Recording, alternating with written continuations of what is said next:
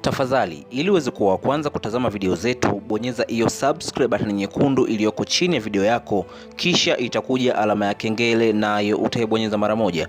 Leo kuna habari nzuri kuhusiana na msanii ALIKIBA ambazo nataka nikusogezee, ambazo zinamhusisha ALIKIBA kuweza kununua fast jet yake ambayo atakuwa akitumia katika safari zake za kimuziki, lakini pia kusafiri kutoka ndani ya mkoa mmoja kwenda mkoa mwingine, au kutoka ndani ya nchi moja kwenda nchi nyingine kwa ajili ya kazi zake za kimuziki, lakini pia kazi zake za kibiashara. Tunafahamu kwa Afrika kuna wasanii wengi ambao kwa sasa hivi wanatajwa kukaribia wasanii kama 7 ambao wanamiliki fast jet zao binafsi, yani ndege binafsi. Na kwa Nigeria tunafahamu msanii Wizkid ndio msanii pekee ambaye anamiliki fast jet, na kwa sasa hivi tulisikia tetesi kwamba msanii Diamond Platnumz ni miongoni mwa wasanii ambao walikuwa wanatarajia kuweza kununua fast jet, na meneja yake aliweza kufunguka kipindi cha nyuma na kusema kwamba bado wana confirm na makampuni binafsi ili waweze kuileta ili iwe kwa ajili ya kibiashara zaidi, kwa sababu hawawezi kuileta wakaitumia wao tu, lakini walikuwa wanaangalia makampuni ambayo wataweza kufanya nayo kazi kama kuwakodishia. Lakini swala jingine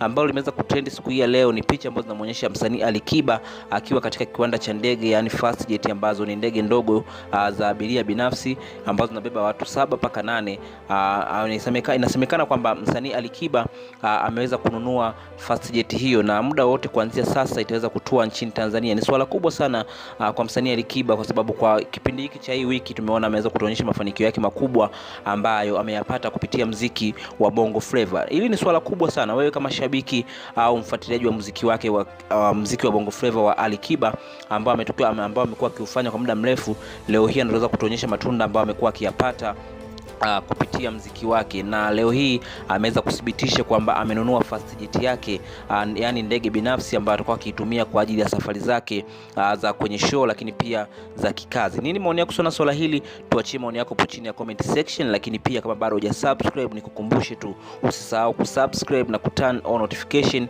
ili uweze kuwa mwanafamilia na uweze kuwa mtu wa kwanza kupata taarifa zetu kila zinapokuwa zikitoka.